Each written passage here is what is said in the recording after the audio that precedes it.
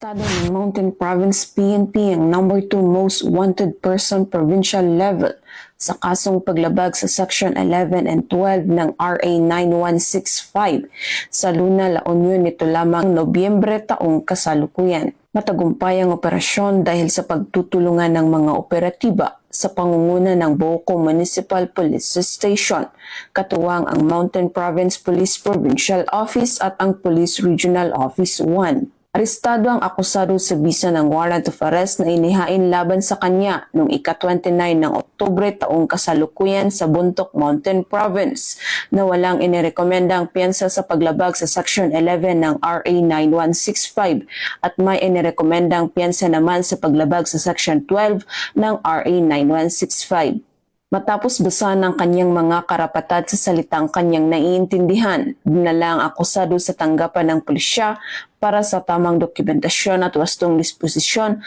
bago i-turn over sa kinauukulang hukuman.